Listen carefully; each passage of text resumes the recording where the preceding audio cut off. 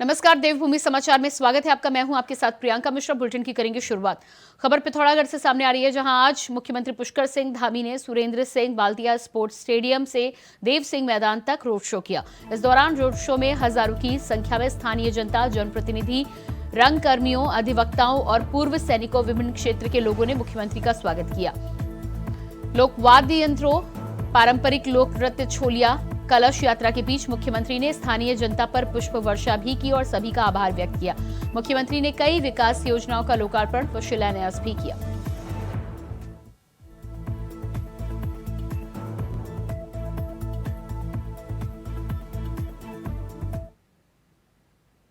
खबर देहरादून से है, जहां उत्तराखंड प्रदेश कांग्रेस स्वतंत्रता संग्राम सेनानी प्रकोष्ठ की प्रदेश कार्यकारिणी की प्रथम बैठक आयोजित की गई। बैठक का आयोजन कांग्रेस प्रदेश कार्यालय में किया गया, जिसमें आगामी लोकसभा चुनाव के लिए प्रदेश के सभी स्वतंत्रता सेनानी परिवारों को कांग्रेस की विचारधारा से जोड़ने की रणनीति तैयार की गई। बैठक में प्रदेश में होने जा रहे स्वतंत्रता सेनानी सम्मेलन के बारे में विस्तार से चर्चा की गई। प्रदेश अध्यक्ष करण माहरा ने बताया कि देश खतरे में है, ऐसे में देश को एक बार फिर से स्वतंत्रता सेनानियों की जरूरत है, जो देश को एक बार फिर से गुलामी से बचा सके।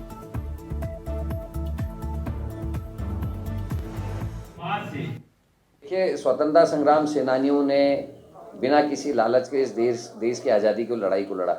दुर्भाग्य है कि जिन लोगों ने 55 साल तक देश में राष्ट्र का अपने कार्यालय में राष्ट्र का झंडा नहीं फहराया, जिन लोगों ने स्वतंत्रता आंदोलन में भाग नहीं लिया, वो आज राष्ट्र प्रेम और राष्ट्रवाद की बात करते हैं। और जो असली राष्ट्रवादी हैं, जिनके पूर्वजों ने इस देश के लिए अपनी जान खतरे में डाली, वो लोग आज अपने को कोना किए हुआ पा रहे थे। उनका एक संगठन कांग्रेस का बना है और मुरली जी उसके अध्यक्ष हैं, आदरणीय पंत जी उसके संयोजक हैं। और आज उनकी एक महत्वपूर्ण पहली बैठक हमारे कार्यालय में आज हो रही है। मेरा उनको स्वागत, अभिनंदन भी है।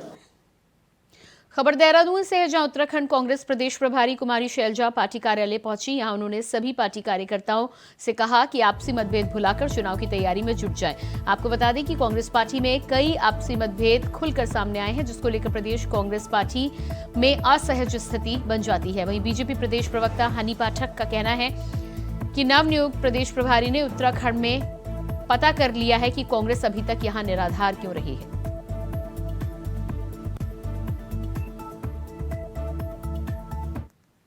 देखिए, ऐसा है, इससे ये साबित होता है प्रभारी शैलजा कुमारी जी के जवाब से कि उन्होंने पता कर लिया है कि कांग्रेस अब तक यहाँ पर निराधार रही है, किसी कार्य के लायक नहीं रही है।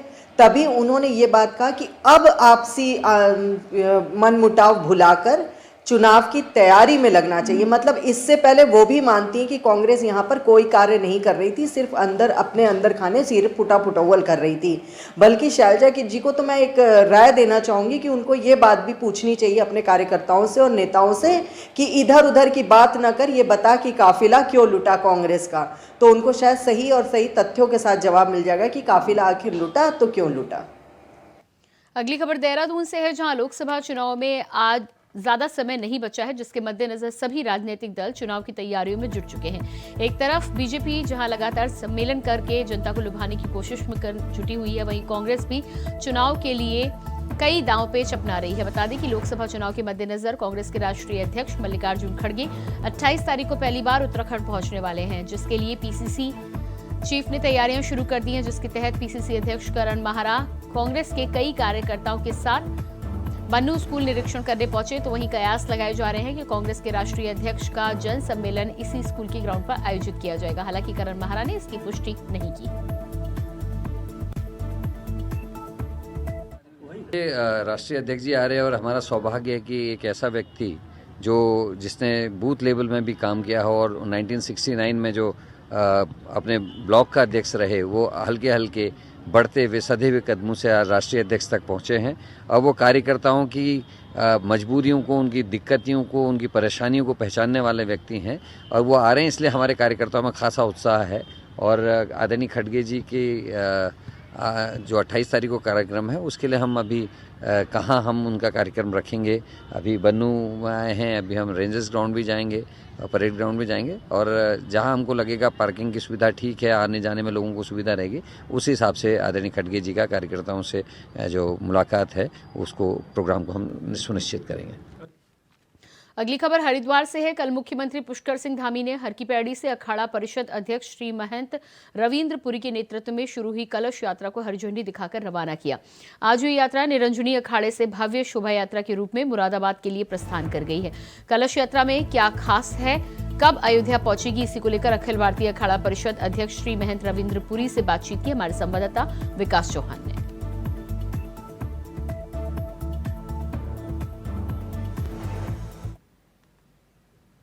22 जनवरी को अयोध्या में रामलला का प्राण प्रतिष्ठा होने जा रही है, जिसके लिए धर्मनगरी हरिद्वार से भी अखाड़ा परिषद अध्यक्ष की तरफ से जो गंगा जल है और उसके साथ साथ हरिद्वार के साथ साथ उत्तराखंड में जितनी भी पवित्र नदियां हैं उनका जल प्राण प्रतिष्ठा के लिए यहां से रवाना हो रहा है। हमारे साथ खुद अखाड़ा परिषद के अध्यक्ष हैं, उनसे हम जानना चाहेंगे कि किस तरह से पूरा जल यहाँ से जा रहा है, कौन कौन सी नदियाँ यहाँ पर। देखिए, बहुत सौभाग्य का दिन है। हमारे माननीय प्रधानमंत्री जी के कर कमलों द्वारा 22 जनवरी 2024 को राम मंदिर की प्राण प्रतिष्ठा होने जा रही है, जिसके पहुंचने पे हमारा जो जल यहाँ से जा रहा है, ये उत्तराखंड से जा रहा है। इसमें यमुनोत्री, गंगोत्री और सरजू का उद्गम जो स्थल है बागेश्वर, वहाँ से जल मंगाया गया है। ये पूरा जल जो है प्राण प्रतिष्ठा में जा रहा है। गुरुजी, जिस तरह से रथ यात्रा निकलेगी, रथ यात्रा का रूट क्या क्या होगा और इसमें कौन कौन लोग संत शामिल होंगे और विशेष किस तरह से पूरा रूट? देखिए, आप देख रहे हैं इसमें पूरे हिंदुस्तान में नहीं, पूरे विश्व में जय श्री राम हो रहा है। और ये जो देन है, ये हमारे माननीय प्रधानमंत्री जी की देन है। अगर आज वो प्रधानमंत्री नहीं होते, आज हमारा राम मंदिर नहीं होता। लोग कुछ भी कहिए, मैं तो यही मानता हूं कि माननीय प्रधानमंत्री जी के द्वारा ही राम मंदिर का निर्माण हुआ है और अब राम मंदिर की प्राण प्रतिष्ठा होने जा रही है। हम यहाँ उत्तराखंड से हरिद्वार से जा रहे हैं। अभी हम यहाँ से रात को मुरादाबाद पहुँचेंगे। मुरादाबाद से हमारा जो जन जागरण होगा वो पूरा कलश चलते चलते रात को बरेली पहुँचेगा। बरेली के बाद हमारा जो अगला स्थान होगा वो लखनऊ होगा और लखनऊ के बाद हम सीधा अयोध्या जी में जाएंगे। गुरुजी, अयोध्या में जिस तरह से पूजन होना है, उसमें गंगा, ये नदियों का जल है वो किस तरह से प्रयोग में लाया जाएगा और उसमें और क्या विशेष यहाँ पर रहने वाला? देखिए, आपने देखा है सरजू जो है ये कहाँ से निकलती है? उत्तराखंड से निकलती है। और आप गंगा जी को देखेंगे कहाँ से निकलती है? उत्तराखंड से निकलती है। और यमुना कहाँ से उत्तराखंड से निकलती। तीनों नदियाँ उत्तराखंड से ही निकल करके यूपी में जाती है। हमारा मेन वही मकसद है। हमारा उत्तराखंड उत्तर प्रदेश हमारा एक ही है और यहाँ से जो भी जल हमारा है, जब वहाँ भगवान जी का स्नान होगा उसमें यह जल लग जाए, वहाँ पे ही हमारी इच्छा है। तो ये थे अखाड़ा परिषद के अध्यक्ष जो बता रहे थे किस तरह से जो जल यहाँ से जा रहा है उसका रूट क्या रहेगा और किस तरह से वहाँ पर पूजन होगा। विकास चौहान, इंडिया वाइज, हरिद्वार। खबर पौड़ी से है, जहां 22 जनवरी को होने जा रही राम मंदिर प्राण प्रतिष्ठा के चलते जनपद के मठ, मंदिरों, देवालयों और सभी नदियों के किनारे स्नान घाटों पर सफाई अभियान के साथ ही दीप उत्सव और सांस्कृतिक कार्यक्रमों के आयोजन किए जाएंगे, जिसके तहत जिला प्रशासन की ओर से वार्ड नंबर 2 में उपजिलाधिकारी अनामिका के नेतृत्व में तहसील परिसर में स्थित मां भगवती मंदिर में भजन कीर्तन का आयोजन किया गया। इस मौके पर स्थानीय महिलाओं ने प्रभु श्रीराम के भजनों से माहौल को भक्तिमय कर दिया।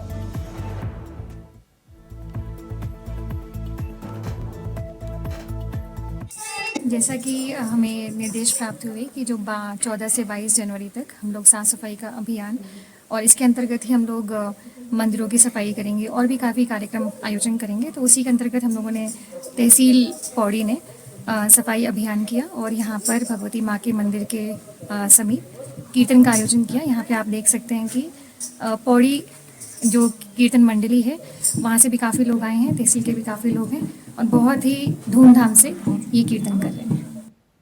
अगली खबर मसूरी से है, जहां कैबिनेट मंत्री गणेश जोशी ने कांग्रेस पार्टी के द्वारा अयोध्या निमंत्रण को ठुकराए जाने पर कहा है कि ये लोग सनातन विरोधी लोग हैं। देखा गया है कि पिछले चुनाव में राहुल गांधी जनेऊ पहनकर मंदिरों में जा रहे थे और अपने आप को हिंदू बता रहे थे। उन्होंने कहा कि राहुल गांधी को लग रहा है कि हिंदुत्व उनके हाथ से निकल चुका है और जिस पक्ष के वोट कांग्रेस को मिलते हैं उनके सामने अपनी छवि को बढ़ाने के लिए इस तरीके का बयान दिया जा रहा है, जो कि ठीक नहीं है।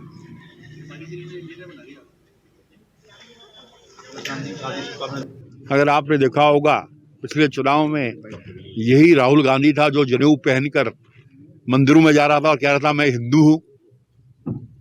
लेकिन उसको लगता है कि आज हिंदू तो मेरे हाथ से निकल गया है और जिस पक्ष के वोट उन्हें मिलते हैं उनके सामने अपनी छवि को बढ़ाने के लिए उन्होंने ये किया है और ये जो है उचित नहीं है।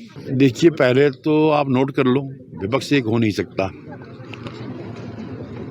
और ये एक भी हो जाएं, जो मोदी की आंधी चल रही है आज हमारी जो बुलेटिन में फिलहाल रुकते हैं एक छोटे से ब्रेक के लिए, फौरन वापस लौटते हैं। ब्रेक के बाद बात करेंगे अगली खबर की। कांग्रेस ने आगामी 22 तारीख को राम मंदिर प्राण प्रतिष्ठा का न्योता ठुकराया है, जिस पर पूर्व मुख्यमंत्री हरीश रावत ने आपत्ति जताई है।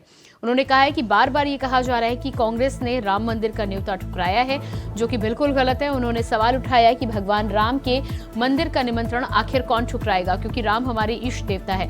हरीश रावत ने कहा है कि हम राम के दरबार में जरूर जाएंगे, लेकिन बीजेपी जिस तरीके से 22 तारीख का भाजपाईकरण और संघीकरण करके समारोह को हाईजैक कर चुकी है, उस समारोह में किसी भी प्रतिद्वंदी दल के लिए चुनाव के समय जाना संभव नहीं है।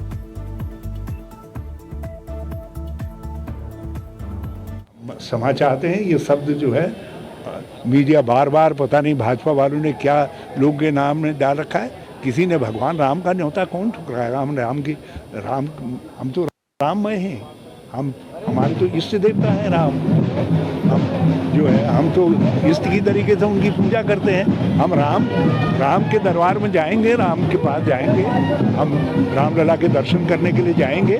लेकिन भाजपा ने जिस तरीके से 22 तारीख को जो है भाजपाईकरण कर दिया है, संघीकरण कर दिया है, वो किसी भी राजनीतिक दल के लिए चुनाव के मौके पर अपने प्रतिद्वंदी के दल के उसमें जाना, जिस समारोह को उन्होंने हाईजैक कर दिया हो, उसमें जाना संभव नहीं होगा।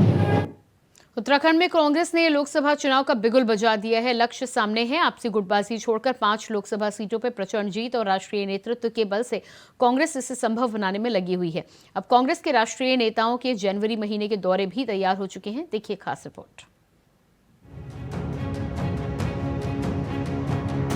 विधानसभा चुनाव में बुझा कांग्रेस का दिया एक बार फिर चिंगारी पकड़ रहा है।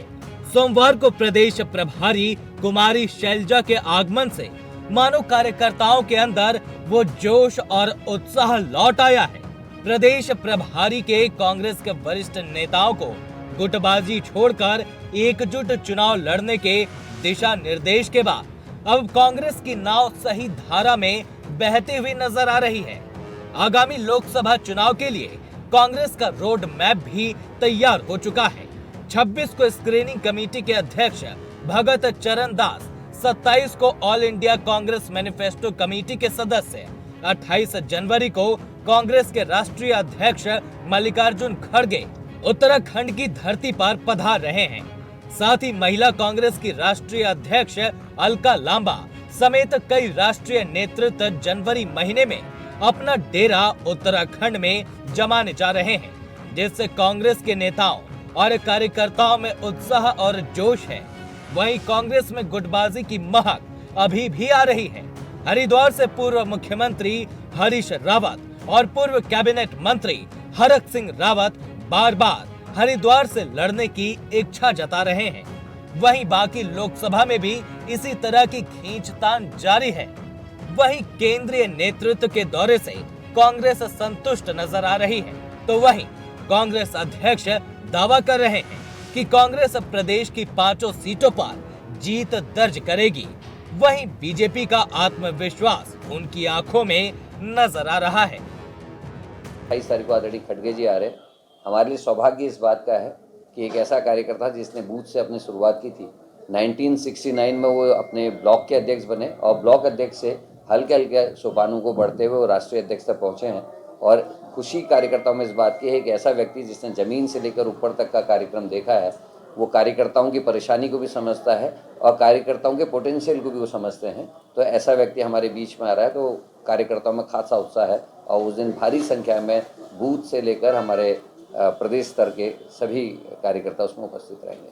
देखिए, कांग्रेस के राष्ट्रीय अध्यक्ष जी आए, सोनिया गांधी जी आए, राहुल गांधी जी आए, कोई भी जी आए, उनके उत्तराखंड की जनता पे कोई फर्क पड़ने वाला नहीं है। भारतीय जनता पार्टी को उत्तराखंड की जनता का आशीर्वाद मिलने वाला है और जो लक्ष्य हमारे प्रदेश नेतृत्व के द्वारा रखा गया है कि प्रत्येक लोकसभा सीट को कम से कम 5 लाख से अधिक वोटों से हमने जीतना है और 75% वोट प्रतिशत हासिल करके नरेंद्र मोदी जी को तीसरी बार प्रधानमंत्री बनाना है, उस लक्ष्य को हम पार कर रहे हैं। राजनीतिक सलाहकारों की माने तो अगर उत्तराखंड में कांग्रेस को एक भी सीट अर्जित करनी है, तो ऐसे में गुटबाजी छोड़कर एकजुट होकर चुनाव लड़ना होगा। अगर कांग्रेस ये करने में संभव हो जाती है तो कांग्रेस के लिए उत्तराखंड की 3 लोकसभा सीटें जीतना आसान हो जाएगा। वहीं अब देखना होगा कि राष्ट्रीय अध्यक्ष मल्लिकार्जुन खड़गे के दौरे से क्या कांग्रेस सही धारा में चुनाव जीत पाएगी या गुटबाजी में उलझकर रह जाएगी। इंडिया वॉइस के लिए देहरादून से तुषार गुप्ता। पूर्व स्वीकृत अलाइनमेंट के अनुरूप सड़क निर्माण की मांग को लेकर हुमक के ग्रामीणों का धरना प्रदर्शन लगातार जारी है। गुस्साए ग्रामीणों ने बद्रीनाथ के विधायक राजेंद्र भंडारी का पुतला दहन किया। आपको बता दें कि प्रधानमंत्री ग्राम सड़क योजना के नए अलाइनमेंट के विरोध में ग्रामीण पिछले 21 दिनों से धरना प्रदर्शन कर रहे हैं। संघर्ष समिति के उपाध्यक्ष राजेश सिंह भंडारी ने आंदोलन के 21 दिन हो गए हैं, अभी तक विधायक के द्वारा कोई भी सकारात्मक पहल नहीं की गई है। शासन प्रशासन ने पहले ही ढीला रवैया अपना रखा है और क्षेत्रीय विधायक का भी दृष्टिकोण इस रास्ते को लेकर ठीक नहीं है। धरना प्रदर्शन के साथ ही अब तक PMGSY के SEE, JE, भू वैज्ञानिक और पूर्व विधायक का पुतला भी दहन किया जा चुका है। आज हमने सब महिला मंगल दलों ने जोश क्रोश में ये राजेंद्र भंडारी का पुतला दहन किया, जो कि हमारी रोड के बारे में कुछ संदेश नहीं दिया, इसलिए हमने ये पुतला दहन किया। खबर हरिद्वार से है, जहां राष्ट्रीय सड़क सुरक्षा दिवस के मौके पर हरिद्वार में सड़क सुरक्षा माह की शुरुआत हुई है। जिले के DM धीरज गबरियाल और SSP प्रेमेंद्र डोभाल ने भगत सिंह चौक से सड़क सुरक्षा जागरूकता रैली को हरी झंडी दिखाकर रवाना किया। इस दौरान लोगों को ट्रैफिक नियमों का पालन करने की शपथ दिलाई गई। आपको बता दें कि ट्रैफिक जागरूकता रैली जिले के कई स्थानों पर पहुंचेगी। साथ ही स्कूली बच्चों को भी यातायात नियमों के लिए जागरूक किया जाएगा।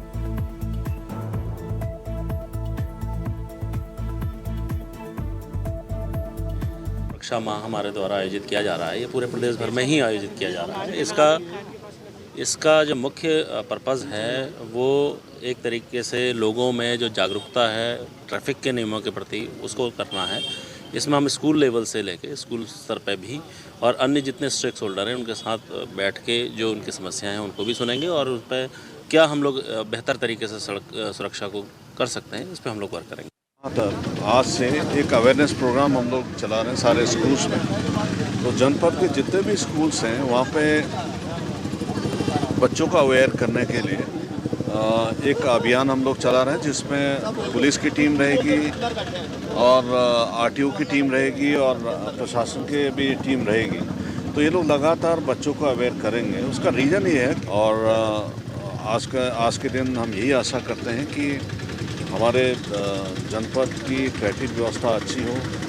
जितने भी एक्सीडेंट्स लास्ट ईयर में उससे बहुत कम संख्या में उसको कम करने में हम लोग सफल हों, ताकि किसी भी घर का अगर दिया वो चिराग जब वो बुझता है तो कितनी दिक्कत परेशानियां सारे घर वालों को, परिवार वालों को, मोहल्ले वालों को झेलनी पड़ती हैं। तो इसी बात को लेकर आज का ये अभियान चला।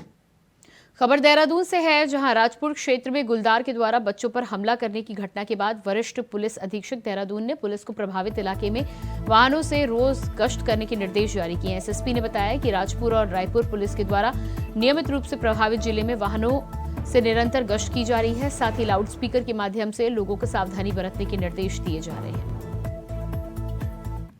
15 दिन पहले भी एक इंसिडेंट राजपुर थाना क्षेत्र में हुआ था, जहां गुलदार ने 4 माह के बच्चे को निवाला बना लिया था, जिससे काफी क्षेत्र में दहशत भी थी।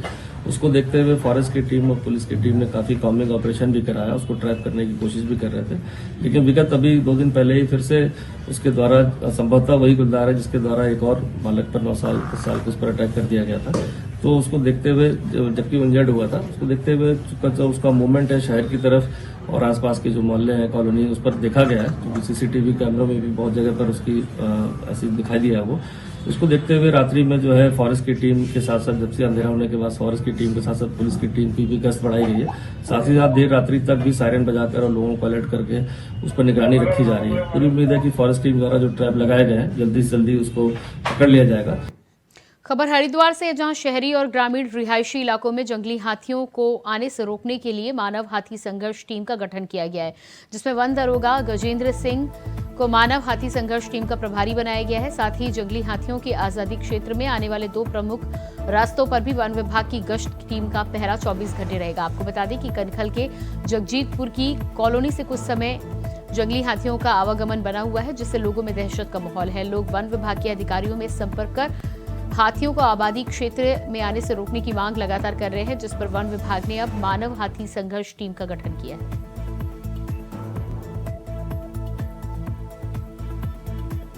रेंज स्तर पर एक टीम का गठन किया गया है, जो कि हर सेक्शन वाइज अलग अलग टीम बनाई गई है।